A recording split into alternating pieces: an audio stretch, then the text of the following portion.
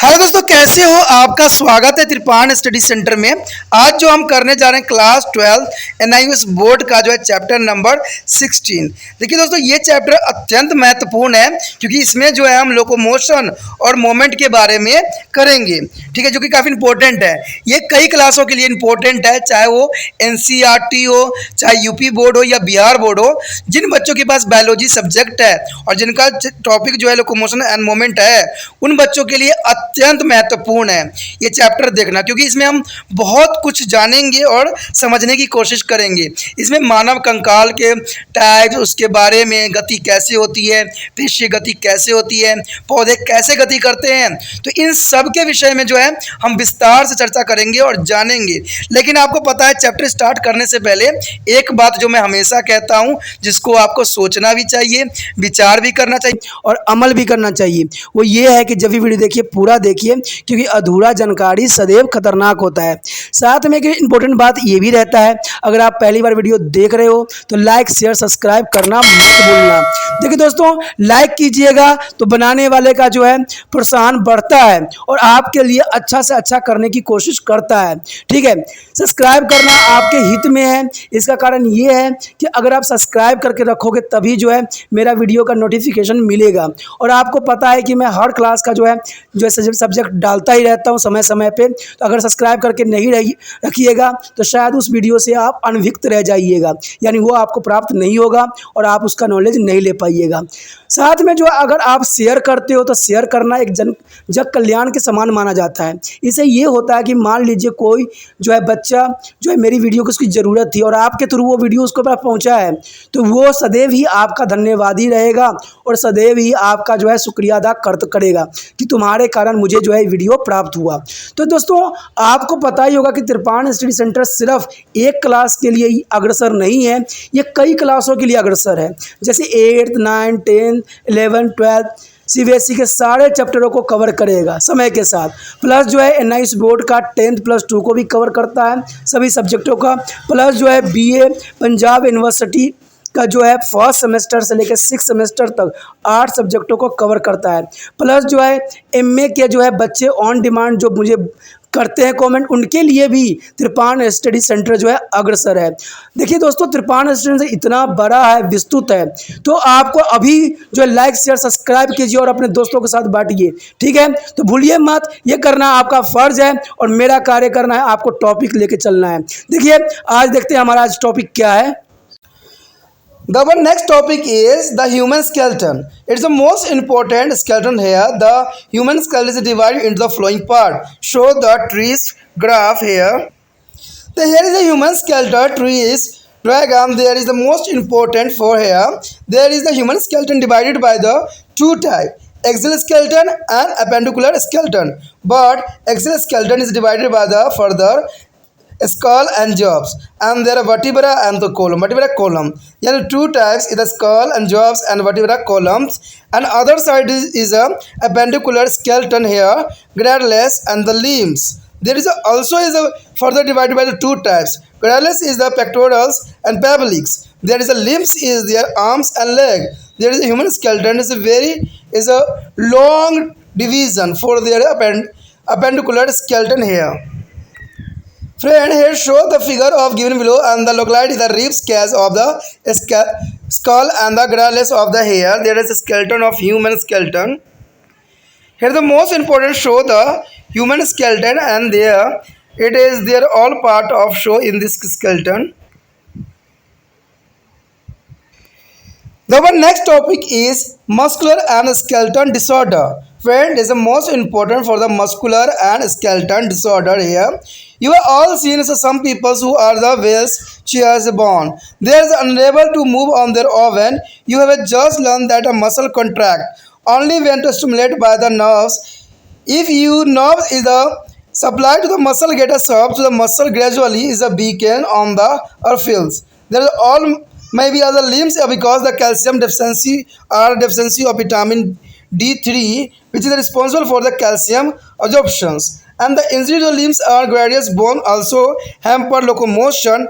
But there is apart some muscular and the skeleton disorder as a heredity. There are mesomelia grabs and the muscular dystrophies and arthritis, and the rheumatoid arthritis maybe or not be heredity. The osteoporosis and the gout are due to the nutritional deficiency and there are metabolic errors.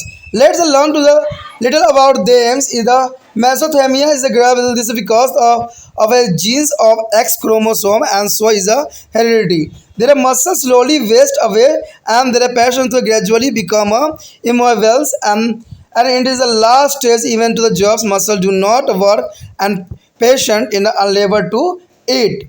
And the muscular dystrophy is the autosomal dominant disorder. In the heredity is a disorder is a muscle based away and the person become enables. There are arthritis and rheumatoid arthritis. There is a disorder is a bone, especially joint. There is a contact is the joint point and the rheumatoid arthritis which is the capital disease. Hand and feet become a corrugate. They are due to inflammation in a joint. And other is a osteoporosis is there a softness of the bone due to the calcium deficiency.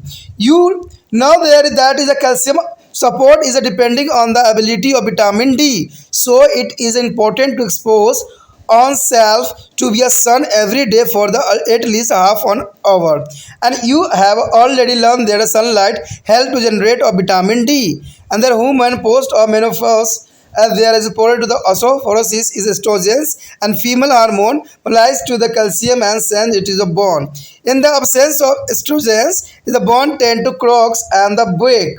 There is a gout. Gout is there is a result of the painfully inflammation of joint due to the elevated level of uric acid in a blood. Uric acid is a product of protein metabolism and gout can be cured.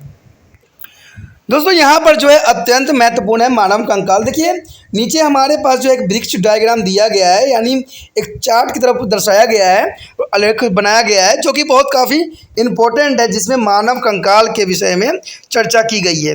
अब देखिए आपके समक्ष जो है यही आ गया। कहते हैं कि मानव कंकाल जो है दो तरीक़ों से डिवाइडेड होता है, एक हो अक्षीम कंकाल और दूसरा होता है उपांगिक कंकाल। ठीक है, देखिए नाम का हिंदी में थोड़ा डिफ़िकल्टी होता है, ठीक है, इसलिए आप इंग्लिश में भी अच्छे से याद कर सकते हो। ठीक है, अक्षीम कंकाल और जो होता है उपांगी कंकाल। और अक्षीम कंकाल जो होती है दो पार्टों में डिवाइड हो जाती है यानी करोटी और जबड़े, और दूसरा जो होता है कैरुक दंड यानी दो पार्टों में अक्षी कंकाल यहाँ डिवाइड हो जाता है। लेकिन दूसरी तरफ अगर देखा जाए तो उपांगी कंकाल जो होती है दो मुख्य रूपों में बदलती है, वो होता है मुख्यालय और दूसरा होता है पाद। बट यहाँ पर जो मुख्यालय जो होती है दो भागों में बढ़ जाती है जिसको हम अंश मेखालिक कहते हैं और श्रेणी मेखला कहते हैं। लेकिन पाद जो होती है भुजाएं और पैर में कन्वर्ट हो जाती है क्योंकि ये पाद बिंदु से दिखाया जाता है। जैसे आपको पता है कि पाद गुट जो होती है अमीबा में होती है, फिर इसी प्रकार जो है भुजाएं या पैरों में जो है कन्वर्ट हो जाती है। तो ये आलेख जो होती है मानव कंकाल की जो होती है बहुत काफ़ी विस्तृत है और यही जो है हमारे अस्थियों को जो है डिवाइड करने के लिए उत्तरदायी होती है। अब यहाँ पर कहा जाए अगर देखा जाए इस बात पे तो नीचे एक चित्र दिखाया गया है जिसमें पिंजर और मेखला के स्थान पर निर्धारित किए गया है। कंकाल के आरेख चित्र बनाए गए हैं, केवल बाहरी रूपरेखा और विभिन्न भागों का नामांकित भी कीजिए। बताइए वो कौन से आंतरिक भाग को सुरक्षा प्रदान करते हैं और इन अंगों को प्रशासनिक कंकाल भी के समान लिखिए। देखिए दोस्तों एक कंकाल ही आपके समक्ष है, इसमें आपने दिमाग लगाना है ये कौन सा क्या है और इसको क्या नाम दिया गया है। ठीक है, थोड़ा सा जो होगा मैं भी आपको हेल्प करूंगा इसमें कि इसको डायग्राम को जो है आपको नाम के साथ भी रिप्रेजेंट करूंगा, तो ये काफ़ी इंपॉर्टेंट आपके लिए रहेगा। तो आप देखिएगा कि इसमें जो है सिंपली एक कंकाल दिख रहा है जो कि कितना विशिष्ट है। अगर हम अपने आप को इसमें देख रहे हैं तो देखिए कैसे हम लोग जो है कंकालों से बने हुए हैं और कंकाल जो है हमारे शरीर को किस प्रकार जो है सुरक्षा प्रदान करता है। अब देखिएगा कि इन्हीं के अंदर जो है कई तरह के जो है हमारे सॉफ्ट ऑर्गन सुरक्षित रहते हैं जो कि बहुत काफ़ी इम्पोर्टेंट और विशिष्ट होता है। तो ये कहते हैं हमारे जो है सर से लेके जो है पैरों तक जो है कंकाल के हम लोग बने हुए हैं जो कि काफ़ी हमारे जो है एक स्ट्रक्चर रूप में हमें प्रदान करता है। उसके पश्चात हमारे समक्ष आता है पेशी और कंकालीय विकार। देखिए पेशी और कंकालीय विकार मतलब यही होता है कि पेशी और कंकाल के होने वाली बीमारियां, तो बहुत सी बीमारियां हो जाती है। आपको पता है जब लोग वृद्ध होते हैं तो उनको हड्डियों में कई तरह के प्रॉब्लम रहता है। सबसे अधिक तो लोग परेशान होते हैं वो घुटने के दर्द से परेशान होते हैं और यहाँ पर जो होता है सैनिटरी लिक्विड कम हो जाने की वजह से जो होता है उनको कई तरह की मुसीबतों का सामना करना पड़ जाता है। कहते हैं तरह तरह की दवाइयाँ लगा लगा के, तरह के इलाज करवा करवा के जो है ये लोग दुखी हो जाते हैं, लेकिन इनको शायद ये नहीं पता है कि सैनिटरी लिक्विड की कमी की वजह से ऐसा होता है। ठीक है, या यहाँ पर जो है केमिकल जम जाती है जिसकी वजह से वो चलने में सक्षम नहीं होते हैं या कटकट की आवाज़ आती है। तो इनका भी उपचार है, और ये सब जानने के लिए आपको जो है आने वाला वीडियो जो होगा उसमें इस पर हम चर्चा करेंगे कि क्या इसका कारण होता है कि जो बुजुर्ग लोग होते हैं उनके पैरों में जो है सक्षमता नहीं होती है। तो इसके लिए हम जो है अगले टॉपिक में, यानी अगला जो होगा हमारा चैप्टर, उसमें डिस्कस करेंगे। तो इसलिए कहता हूँ कि सब्सक्राइब करके रख लीजिए, जिससे कि आपको कोई भी अगला वीडियो डालूंगा उसका नोटिफिकेशन मिल जाएगा। अगर काम का है तो आप देख लीजिए, काम का नहीं है तो लीव कर जाइए। तो मुझे तो सिर्फ आप तक पहुँचाना है, ठीक है, और आपको जो है दूसरे तक पहुंचाना है। तो अगला ज़रूर देखिए कि जो हमने इसी के बारे में करना है, जो बुजुर्ग लोगों के लिए एक समस्या बन गई है, तो उस पर जो है हम उसका सलूशन भी करेंगे और जानेंगे कि किस प्रकार जो है इससे छुटकारा मिल सकता है जो बुजुर्गों में पैरों में होता है। तो यहाँ पर जो है हमारा पेशीय और कंकालीय विकार, तो बीमारियाँ के बारे में आपको पता ही जानना जरूरी है। आपने उन कुछ निस्सहाय व्यक्तियों को शायद देखा हो जो पहिए के द्वारा कुर्सियों की सहायता से चल फिर सकते हैं। कितना दुखदायक होता होगा ना, वे स्वयं अपने आप नहीं चल सकते हैं। अपने सभी जो शिखा की पेशियाँ उसी स्थिति में संकुचित होती है जब उन्हें तंत्रिका द्वारा उद्दीपित प्राप्त हो, यानी तंत्रिका द्वारा जो है उद्दीपन प्राप्त नहीं होता, मैसेज नहीं मिलती है। यदि किसी पेशी का तंत्रिका आपूर्ति छीन हो जाए तो पेशी धीरे धीरे कमज़ोर पड़ जाते हैं, अर्थात जो है ये अपुष्ट हो जाएगी। तो ये तो पता ही है कि अगर धीरे धीरे पेशी कमज़ोर पड़ेगी तो छीन तो होना ही होना है, तो जनरल सी बात है। इसमें कहा जाता है कैल्शियम अथवा विटामिन D3 की कमी के कारण बड़ी उम्र वाले व्यक्तियों को लंगड़ा कर चलते हैं। आप जानते हैं कि विटामिन D जो है कैल्शियम अपक्षरण के लिए अत्यंत महत्वपूर्ण है। अब देखिए, कहते हैं कैल्शियम यानी जो है हमारा विटामिन D। अब देखिए कितना इंपॉर्टेंट है विटामिन D और कैल्शियम, ये तो आप भली भांति जानते हो। और विटामिन D प्राप्त करने के लिए आपको कोई पैसे खर्च करने की ज़रूरत नहीं है और न ही अधिक मेहनत करने की ज़रूरत है। आपको सिर्फ जो है धूप में मुश्किल से आधे या 1 घंटा खड़ा होना है, आपको ऑटोमेटिक जो है विटामिन D बॉडी को मिल जाएगा और आपका स्ट्रॉन्ग जो होगा बोन काफ़ी स्ट्रॉन्ग हो जाएगा। आपको पता है कि आजकल के जीवन के जो दिनचर्या है वो बहुत ही बेकार है।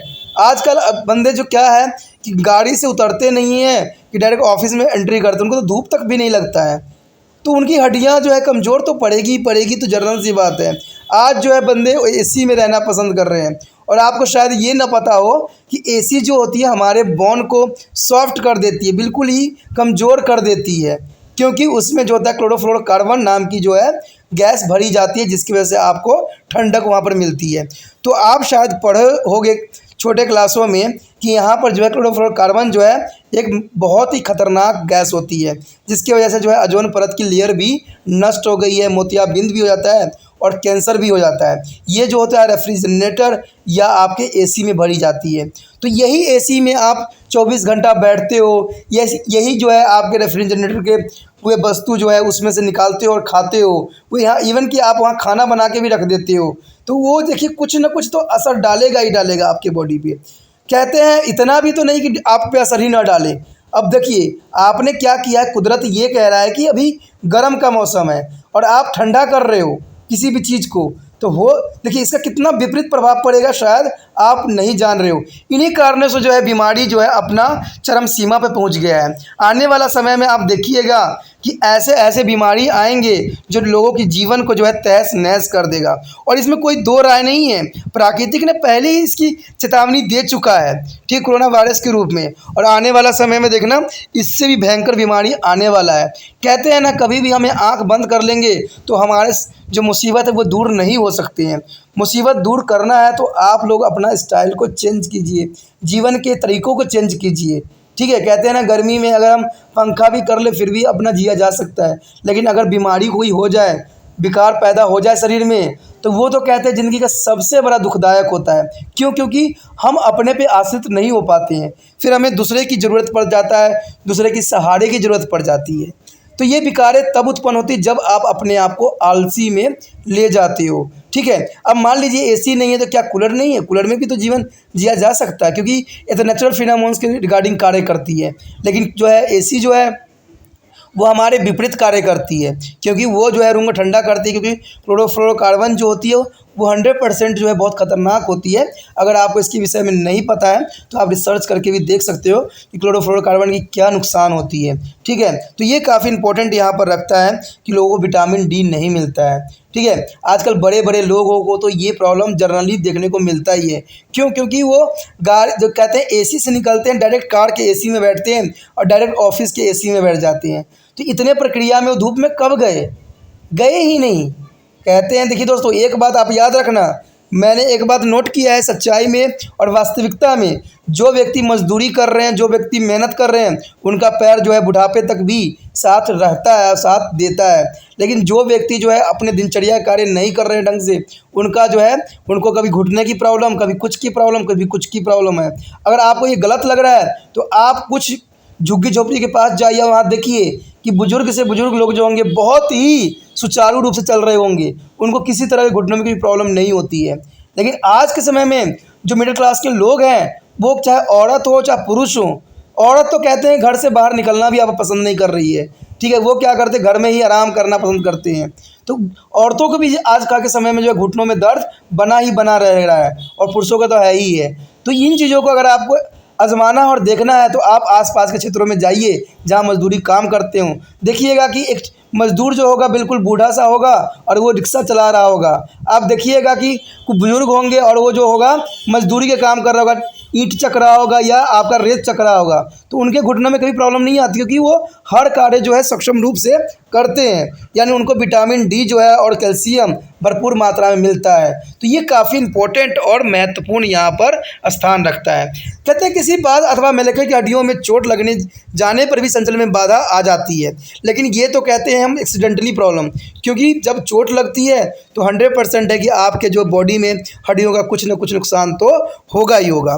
लेकिन इन विकारों के अतिरिक्त कुछ पेशीय और कंकालीय विकार भी होते हैं, जिसे अनुवांशिक भी कहते हैं। देखिए दोस्तों, ये तो कहते हैं हम खुद अपने जानबूझ के लिया हुआ बीमारी है, लेकिन कुछ बीमारी जो होते हैं हमें जन्मजात होते हैं, जो हमारे पेरेंट्स से मिलते हैं। ठीक है, इसे हम कहते हैं अनुवांशिक बीमारियां जो हमारे पेरेंट्स से मिलते हैं, जिसमें जैसे कि है होता है मायोस्थीनिया जो होती है ग्रेविस, वो आ जाती है इसमें, और मस्कुलर जो है डिस्ट्रॉफी ये भी आ जाता है इसमें।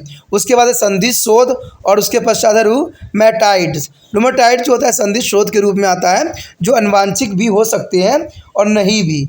तो ये काफ़ी इंपॉर्टेंट होता है। यानी रूमेटाइड संधि शोध जो होती है दोस्तों, ये अनुवांशिक भी हो सकती है या नहीं भी। अस्थि सुव्यवस्था और गाउट पोषण की न्यूनता और उपचार त्रुटियों के कारण होते हैं। आइए इनके बारे में थोड़ा बहुत हम जानने की कोशिश करें कि आखिर ये होती कैसी है।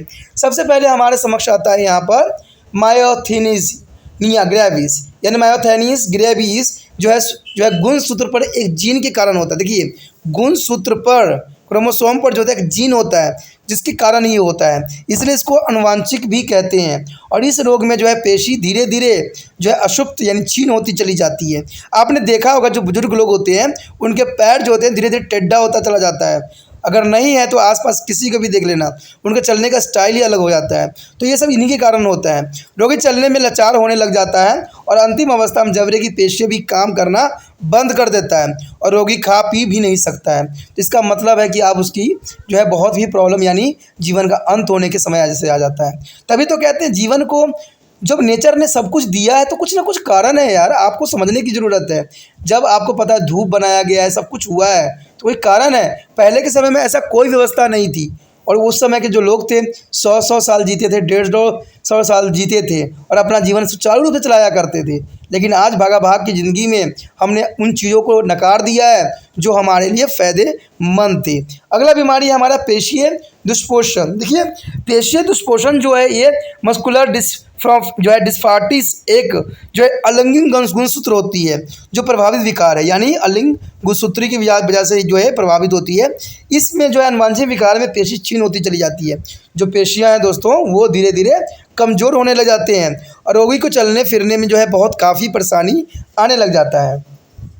उसके बाद संधि शोथ या इसको हम जो है क्या कहते हैं रोमोटाइड संधिशोथ भी कहते हैं, यानी रोमोटाइड संधिशोथ कहते हैं, जो अस्थियों को विशेष रूप से जोड़ों के विकार होते हैं, यानी जहाँ पर ज्वाइंट होती है उसका ये बीमारी है। इसमें जोड़ों के लगातार पीड़ा होती रहती है, जैसे बुजुर्गों में देखने को मिलता है। रोमोटाइड जो है संधि शोध में जो व्यक्ति अपंग बना देने वाले रोग है, और हाथ पैर जोड़ों के सूज जाने के कारण जो है ये टेढ़े पड़ जाते हैं, यानी जो है हाथों में जो इन्फ्लेमेशन होती रहेगी, यानी ये सूज जाएगा, जिसकी वजह से ऐसी प्रॉब्लम आएगी। तो ये भी एक जो है गलत बीमारी है, जो खतरनाक ही कह सकती हूँ। उसके बाद है हमारा अस्थि सुशिरता। अस्थि सुशिरता में जो है कैल्शियम की न्यूनता के कारण हड्डियां जो है मुलायम पड़ जाती है। आप जानते हैं कि कैल्शियम का अवशोषण जो होता है विटामिन डी की उपलब्धता पर निर्भर करती है। अंततः ये जो है महत्वपूर्ण है कि व्यक्ति प्रतिदिन कम से कम आधे घंटे धूप में बैठे रहें, जो कि मैंने अभी डिस्कस किया है। कम से कम आधे घंटे तो आपको धूप में रहना पड़ेगा, लेकिन ये नहीं कि तेज़ धूप में। आपको जो मॉर्निंग वाला धूप होता है ना, वो काफ़ी आपको फ़ायदा कर सकता है। अंततः महत्वपूर्ण है कि व्यक्तियों को कम से कम रहना की ज़रूरत है, क्योंकि धूप में जो होता है विटामिन डी को उत्पन्न करने में सहायता होती है, और जो निवृत्ति के पश्चात अस्थि सुशिरता के लिए प्रबल होती है। देखिए, ये जो है राजवृत्ति यानी जो है इनका पीरियड के समय पश्चात भी इनके अस्थि सुशिरता के लिए बहुत ही इम्पोर्टेंट होता है। कहते हैं एस्ट्रोजन नामक जो है मादा हार्मोन कैल्शियम को संग्रहित करता है और अस्थियों के लिए भेज देता है। ठीक है, एस्ट्रोजन जो है उपलब्ध न होने पर जो है अस्थियाँ चटकने और टूटने लग जाती है, और ये तभी होती है ना जब एस्ट्रोजन उपलब्ध न हो, तो इसमें अस्थियाँ चटकने लगती है, टूटने लगती है, और ये क्लोरोफिल के कारण भी ऐसा देखने को मिलता है। उसके पश्चात अंतिम बीमारी इसमें यही होता है, गाउट। गाउट में जो है रुधिर में यूरिक अम्ल के बढ़े हुए स्तर के कारण जोड़ों में जो है पीड़ाकारी सूजन हो जाती है। यूरिक जो है अम्ल जो है प्रोटीन अपचाय का एक उत्पाद है, जिसको हम गाउटर का उपचार संभव कहते हैं। आपने देखा होगा कि बंदे थायराइड की बहुत टेस्ट करवाते रहते हैं, और थायराइड नाम भी सुना होगा। तो थायराइड भी कुछ इसी प्रकार के टेस्ट होता है, जिसमें हमें ये पता लगता है कि हमारा प्रॉब्लम क्या है, यानी यूरिक अम्ल कितनी मात्रा में है। तो थायराइड जो टेस्ट है उससे तो आप अनभिज्ञ नहीं होगे। ये तो कहते हैं हर बंदे को नॉलेज होता है कि मुझे थायराइड टेस्ट करवाना है। तो इसी विषय पे जो है इसमें गाउट के कारण जो है यूरिक अम्ल बढ़ जाता है, जिसकी वजह से जो है थायराइड की प्रॉब्लम आ जाती है।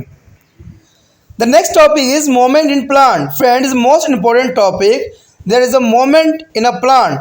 The plant are rooted in the soil, hence they are unable to the undertake of locomotion. But plants slow movement in the response to the external stimuli like a light, water, and gravity. It's called tropical movement. That is called to the tropic movement. When the plant part, such as the root or stem, the move toward to the source of stimulus, it is termed to the positively tropics, and example should move from to their growth to about to sunlight. It is a possibility of phototrophic. The root move away from a light. It is a negatively prototrophics and phototropics, and similarly there are movement in the response to stimulus which are given to the table below. So here show the a table. There is a stimulus and term of response. There touch and contact here a thermotropism is a thermotropism for a touch and contact, and gravity is the gametropism. Gravity is localized of their gametropism. This is a term of the stimulus and the term of response, and water is a hydrodropism. This is the most important for here. Their touch and contact is the thermotropism, and gravity is the gametropism, and water is hydrodropism. That is the most important. Topic moment is a tropic moment is the plant are fixed, but there is a part is a branch is a flower a move in the direction of stimulus. The tourism moment are due to difference in the water potentials in different part of plant. Example are given below. There are leaf close in the insectivorous plant is a Venus fly trap bent to the insect enter, and the misosa is a pudica is called to the Chui Mui is the Hindi is a dropped when to the touched.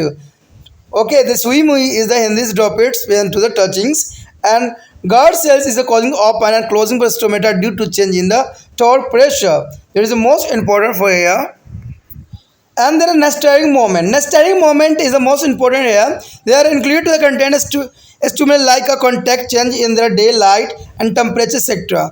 Unlike topping moment in the nestering moment in their plant part do not move in the direction of stimulus. Their flowers of protocol is the blooms in the day, but then the Light fall at the sunset, their petals close in the response to darkness and the lower temperature. In other words, the direction of the movement of on the organs is a fixed, but the stimulus may be come from the any direction.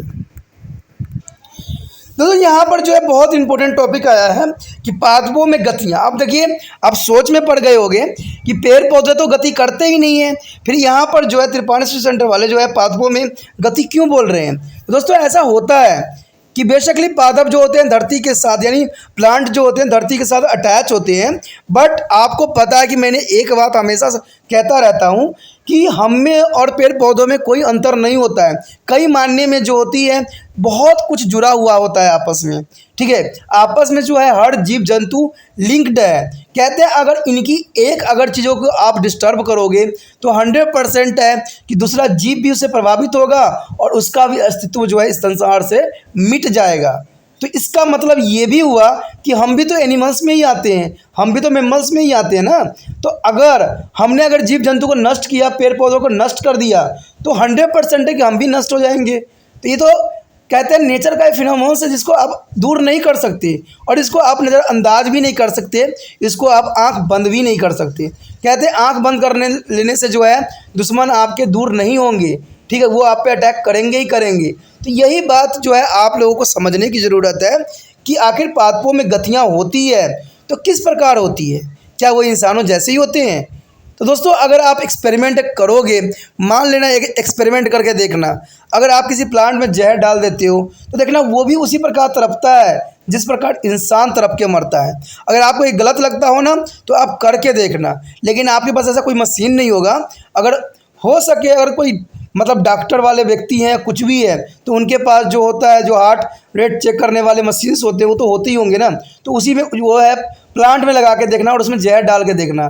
100% जो है जैसे इंसानों के धड़कन जो होता है वहाँ पर स्किन पे चल रहा होता है ना, सेम प्लांट की भी धड़कन वैसे चल रहा होता है और जैसे वो मरेगा वैसे ही आपको बीप दिखने लग जाएगा। और ये एक्सपेरिमेंट बहुत ही सुचारू है और मैंने तो क्या कहते हैं ना कि इसमें मैंने अंदाज़ा भी और सोचा भी और समझा भी है। तो ये कोई गलत एक्सपेरिमेंट नहीं है, मैं कहा ना ये करके देख लेना कभी, ये 100% जो है रिएक्शन आपको देखने को मिलेगा।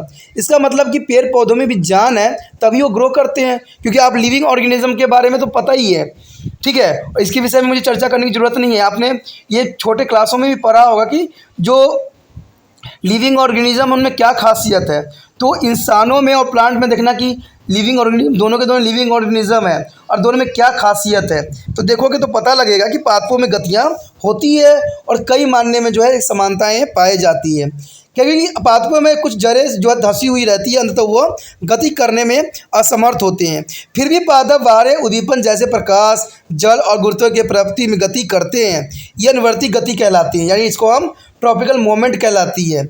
यानी आप देखोगे कि कभी कभी जो पौधे होते हैं प्रकाश में गति करते हैं और कभी कभी क्या करते हैं गुरुत्वाकर्षण के कारण गति करते हैं, यानी उनमें भी गति होती है। जब किसी पादप का अंग जैसे जड़ तथा तना उद्दीपन के स्रोत की जो और गति करता है तो धनात्मक अनुवर्ती गति कहलाता है, यानी पॉजिटिव मोमेंट ट्रॉपिक कहलाता है। और जैसे प्रकाश की ओर वृद्धि करता है तो ये धनात्मक प्रकाश अनुवर्ती कहलाता है, ठीक है। ये देखिए दोस्तों, अगर धरती के अंदर की तरफ ग्रोथ करता है तो ये क्या कहलाता है आपका, ये जो आपको कहलाएगा अनुवर्ती गति के में आएगा, यानी और जो ये धनात्मक जब होगा जब वो प्रकाश की तरफ जो है गति करेगा, ठीक है। तो ये काफ़ी इंपॉर्टेंट है कि प्रकाशमान गति, यानी प्रकाश को देख के गति करना।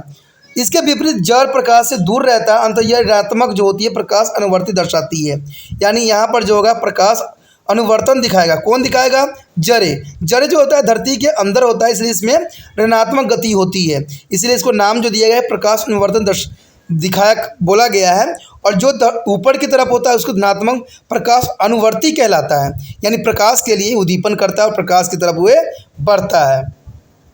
नीचे दी गई सारणी में जो है कुछ बातें दिखाई गई है जिसको आपको जानना जरूरी है। यहाँ पर उद्दीपन यानी अनुक्रिया हेतु प्रधान नाम दिया गया है। देखिए सपा संबंधी जो होता है किसमें तो है, ये होता है सपासनुमा वर्तन में, और गुरुत्वाकर्षण जो होता है गुरुत्वावर्तन में होता है, और जल जो होता है जला अनुवर्तन में होता है, जो कि काफ़ी इंपॉर्टेंट भी है। अब देखिए सपष्ट जो होता है सपष्ट नुवर्तन यानी सपष्ट संबंधी जो होता है संबंध वो सपष्ट नुमा वर्धन में कहलाता है। ये टर्म है दोस्तों, ये गुरुत्वाकर्षण जो होती है गुरुत्ववर्धन के लिए लिया जाता है, और जो जल होती है वो जन अनुवर्तन होती है। तो ये काफ़ी नाम यहाँ पर जो है विशिष्ट है। ठीक है, उसके बाद कहते हैं अनुवर्ती गति में जो है पादप के स्थिर रहते हैं, परंतु उसके अंग जैसे शाखा और पुष्प उद्दीपन की दिशा में गति करते हैं, स्फूर्ति गति कहलाती है। स्फूर्ति गति के बारे में हमने पहले भी पढ़ चुके, जिसको हम टोरमन मोमेंट कहते हैं। पादप के जो है विभिन्न अंगों में जल जो विभव यानी जो है वाटर पोटेंशियल को फलस्वरूप उत्पन्न होती है। जैसे कि नीचे भी कुछ उदाहरण दिया गया है। आप जब कोई कीट जो है घट पक्षी विनस फ्लाई टेप्स यानी वेनर फ्लाई ट्रैप के घट में प्रवेश करते हैं, तो वो जो होती है कीट भक्षी पादप की पत्तियों बंद हो जाती है। तो इसका मतलब है कि उसमें भी उद्दीपन हुआ, यानी वो भी मोमेंट किया। जब छुई मुई जो आप पौधे देखते हो, जिसको मुसमुगा प्यूडिका भी कहते हैं, ये छुई मुई पौधे आप अगर देखना, जैसे ही आप उसके पत्तियों को छुओगे ये जो मुरझा जाती है, बिल्कुल ही सिकुड़ सी जाती है। ठीक है, तो अगर ये भी नहीं आपको मिलता है छुई में के पौधा, तो आपके पास आंवला का पेड़ तो कहीं ना कहीं लगा होगा ना। देखना कि जैसे सुबह रात होती है, सारे के सारे पत्ते जो होते हैं एक बंद सा हो जाते हैं, और जैसे सूरज की रोशनी आती है सब खुल जाते हैं। तो इसका मतलब क्या है, ये भी तो रिएक्शन कर रहे हैं, ये भी मोमेंट कर रहे हैं, यानी गति कर रहे हैं दोस्तों, यही गति होता है। और नहीं है तो छुई मुई पौधे को देखना, हल्का छू के देखना, अगर क्यों वो सिकुड़ जाते हैं, इसका मतलब है कि उनमें भी गति है और वो भी जो है इंसानों की तरह ही बिहेव करते हैं। ये साबित होती है इन बातों से, आप इससे अलग नहीं हो। ठीक है, तो पेड़ पौधों को भी रक्षा करना आपका फ़र्ज़ बन जाता है, क्योंकि उनमें ही हमारा जो है जीवन छुपा हुआ है। कहते हैं स्मृति दाब में परिवर्तन के कारण रंध्र की द्वार कोशिका इसके बंद होते हैं और खुलते हैं। देखिए स्मृति दाब की वजह से ही आप देखोगे, अब वो जीवित नहीं है तो क्या है, अगर मान लीजिए जैसे कि जो होता है स्टोमेटा होती है, जैसे कि धूप पड़ता है स्टोमेटा खुल जाती है प्रकाश संश्लेषण के लिए, भोजन बनाने के लिए, और जैसे तेज़ धूप पड़ती है या संध्या होती है तो उस समय जो है बंद हो जाती है। तो आखिर ऐसा क्यों हो रहा है, तो ये सारे जो है गति मोमेंट दिखाती है कि पौधे भी हम जैसे जो हो ही होते हैं। इनसे जो हटकर जो है अनुकूलित गति यानी नेस्ट्रिक मोमेंट आती है, जो सफल जिनकी लंबाई और तापक्रम में परिवर्तन के फलस्वरूप होती है। इस स्थिति में जो है पादप उद्दीपन के स्रोत की ओर गति नहीं करते हैं, जैसे कि आपको पोट्रोकोलका के जो है पुष्प मध्य दिन में ही खिलते हैं, लेकिन यदि सूर्यास्त के समय प्रकाश न्यून हो जाए तो अंधकार की अनुक्रिया के कारण दल जो पंखुड़ी जो होती है बंद हो जाती है। यानी कई पौधे जो होते हैं, कई फूल जो होते हैं, दिन के समय जब सूर्य की प्रकाश पड़ती है तो वो खिल जाते हैं, और जैसे ही धूप खत्म होती है वो सिकुड़ जाते हैं। अगर ये भी आपको समझ नहीं है तो आपको तो सनफ्लावर के बारे में पता ही होगा, सूरजमुखी के पौधा देखना, जिधर साइड धूप होता है उधर साइड वो फेस कर लेती है। आखिर ऐसा क्यों करती है, अगर उसमें जान नहीं है, वो रिएक्ट नहीं कर रही तो ऐसा क्यों कर रही है, जिधर धूप है उधर अपना मुंह कर लेती है। तो ये सारे दोस्तों बेशक इसको साइंटिफिक टर्म के रूप में दर्शाया जा रहा हो, लेकिन 100% जो है इंसान और पेड़ पौधे सामान्य हैं, कई गुण जो है इनके एक जैसे ही होते हैं। दूसरे शब्दों में यदि अंग विशेष गति की दिशा में निरूपित होती है तो उधर पर किसी भी दिशा में हो सकती है, जो कि काफ़ी इंपॉर्टेंट हमारा यहाँ पर टॉपिक रहा और आपको यहाँ समझने और सोचने की आवश्यकता है। दोस्तों इसी के साथ जो है हमारा ये टॉपिक खत्म हो जाता है, जो कि बहुत ही इंटरेस्टिंग और बहुत इंपॉर्टेंट रहा। पानी सेंटर एक मुहिम चला रहा है जिसमें आपको चैन बनना है। चैन का अर्थ दोस्तों ये होता है कि ये वीडियो आप तक पहुंचा है और आप जो होगा ये वीडियो उन बच्चों तक पहुंचाने में त्रिपाण स्टडी सेंटर का हेल्प कीजिए जिन बच्चों को जरूरी है। और वो आप जानते हो कौन बच्चा एनआईवीएस बोर्ड में पढ़ता है या कौन बायोलॉजिकल पढ़ रहा है, बीए में पढ़ रहा है, चाहे वो 12वीं में पढ़ रहा है, चाहे 11वीं में पढ़ रहा है, और कौन जो है यूपी बिहार बोर्ड के हैं। तो ये आप से अधिक कोई अधिक नहीं जानता, क्योंकि आपके समक्ष जो होता है आपके मोबाइल कांटेक्ट में जो है कम से कम 100-150 कांटेक्ट होते ही होते हैं। तो आपको क्या करना है, एक दिन के लिए जो है इसको व्हाट्सएप स्टेटस पे लगाना है लिंक को, ठीक है। और लिंक पे लगाने से ये होगा कि जिन बच्चों को इसकी जरूरत होगा उन तक ये वीडियो पहुंच जाएगा, ठीक है। इससे क्या होगा, त्रिपाण स्टडी सेंटर का जो उद्देश्य है कि हर बच्चे तक पहुंचना है और उनको सही ज्ञान का मार्गदर्शन भी कराना है और उनका सिलेबस भी अच्छे से कराना है। तो ये उद्देश्य में आप जो हो हम मेरे लिए चैन बन सकते हो। तो इसके लिए जो है आपको थोड़ा सा जो है तकलीफ उठाना ही पड़ेगा। तो सोचिए नहीं, विचार ना कीजिए, क्योंकि अच्छे काम के लिए विचार करने की आवश्यकता नहीं होता है। गलत काम करोगे तो 50 बार आपको सोचने की आवश्यकता होती है, लेकिन अच्छे काम करने के लिए कोई आपको मना नहीं करेगा और ना कोई आपको गलत कहेगा। तो सोचना नहीं है, अभी लिंक को कॉपी कीजिए और अपने व्हाट्सएप स्टेटस पे लगा दीजिए।